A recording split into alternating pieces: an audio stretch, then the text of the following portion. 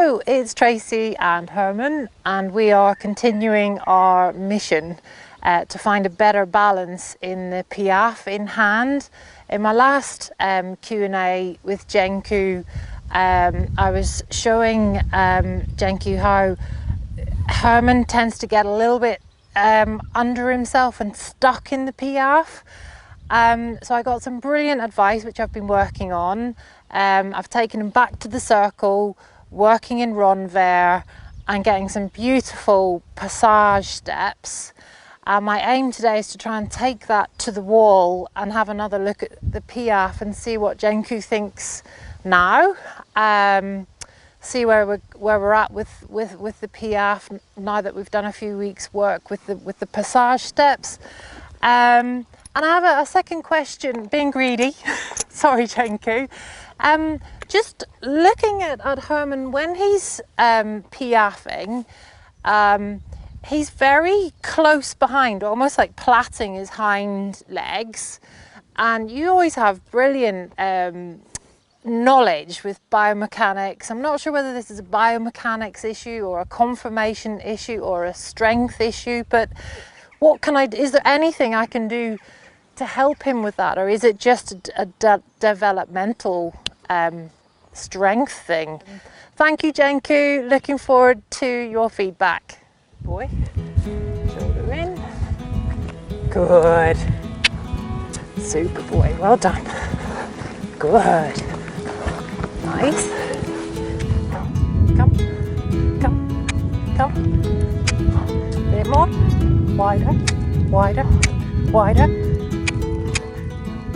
There, good boy. Super. Okay. Let's take it to the wall and see how the Piaffe is going. Good. Come. Yeah.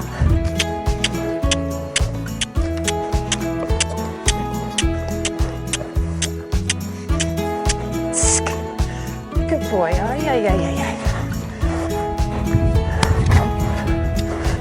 Good.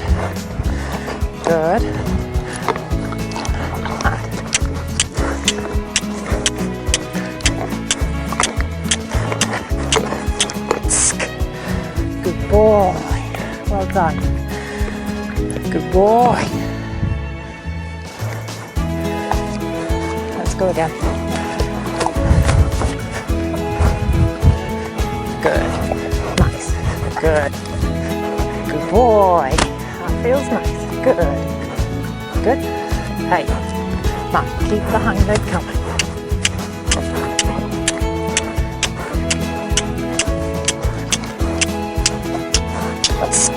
Oh, that felt really nice. I need eyes in the back of my head though. I'm not sure. I haven't got the confidence yet to know, or experience to know whether that looked as good as it felt, but it felt amazing. Good boy. Good. Let's try again. Good. Good boy. Good. Yeah. Good. Good. Come. A little bit of half pass.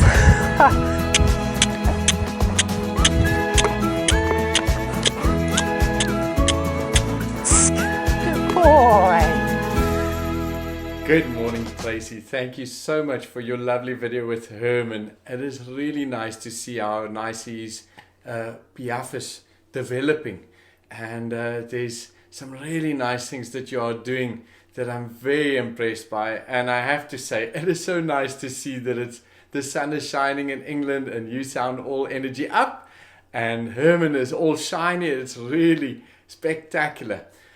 To give you a few things that you can work on, I definitely think that if you're standing facing him, I see that you're facing forward, which is very good when you're doing the shoulder into Ronver. That works really well, but you've brought it into your work when you go to the fence as well. So I would like to suggest that you actually turn, instead of standing and facing in the same direction as him, that you stand and face him. So his head will be here and his hindquarters will be here. And if you open your peripheral vision, you'll actually see most of him. So you can then focus a little bit on what you're seeing happening in front with the head and neck, and at the same time, without having to turn your head very much or to turn your body very much, you'll be able to see the hind quarter as well.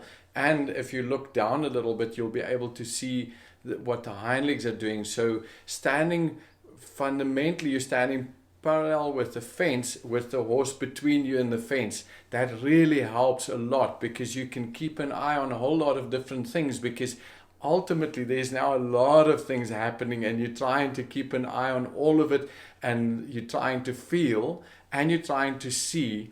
And ultimately, when you go under saddle, you'll only be able to feel. You're not going to be able to see any of these things. So that's why we do the in-hand work, because it's so nice to be able to see what it looks like. And then slowly, you're starting to get a sense of what does it feel like in your hands when he's really sitting and when he's really swinging those hind legs forward and under. So over time, you're going to be able to feel it in your hands when the Piaffe is really nice. So you are already feeling it. I can see when you get all excited, there's definitely that moment that you can feel it in your hands, but it is still allowed to stand on the ground and to actually have a good look. So when you get the right sensation in your hands, to quickly look at the hind quarter, quickly look at the back legs. Are they really doing what you think they're doing? And also, to answer your other question in terms of Herman Piaffing like this, narrow behind, what I would like to suggest is that you go back to the sheep on the shoebox, and you basically, as you lift a bit up, you lift a pole up, you're going to help him to shift his balance to his hind quarter. And then once he's got his weight to his hind quarter, you'll see he'll actually try and put his hind legs a little bit further apart, which is what we want. So we want them nice and a good stance, effectively. So if you think in terms of golfing, you actually have to have a nice stance in order to really hit the ball nicely, to have a proper swing. So what we want to do is we want to help him just to go a little bit more onto his hind quarters, so that he gets a little bit wider in his base, and then to ask him to piaffe slowly. So in a way, it might sound as if I'm saying to you, now go back to what you've had before, but you'll see is that instead of him getting so far and forward and underneath himself that he gets stuck, because you've worked on getting him to go forward, and he's now really swinging through his body, and his hind legs are nice and active, you can afford to go back to that a little bit, where you're asking him to sit behind, get wider in the base, and then to ask him for the piaffe. And then initially, just to make it very clear for him that you want him to put his hind feet further apart, perhaps click him a few times as he does it, so that it becomes clear to him what it is that you want, so that it's not something that we're just pushing and pulling on him, but we're actually setting him up to find the right answer. And when he starts recognizing that you want his hind feet wider apart, and you're only focusing on that criteria, then start asking him again for the piaffe, but this time facing him. Like I said, you have him between you and the fence, so you literally have the horse here. You can see the head and neck. You can see if the pole is up. You can feel in your hands what he's doing. You can see what he's doing with his hind quarter, whether he's bouncing up and down, which he's not. He's really bringing his hind legs nice and forward and under. So he's swinging nicely with his hind legs. So it's just to help him a little bit to find that place where he's in his best possible balance, and where ultimately takes his hind feet a little bit further apart. So definitely getting that idea. And then once you see that the hind feet are doing the right thing in your mind, so you can actually shift your focus. What I want you to feel for when you see the hind legs are doing the right thing, what I want you to feel for in your hands is, what does it feel like in your hands? Does he feel lighter or does he feel heavier? Because chances are, when his hind feet are actually in the right place and he's doing the right thing behind, you'll get the right feel in your hands as well. I trust that this is a useful answer. If you have any other questions, please feel free to ask. And I'm really looking forward to your next video.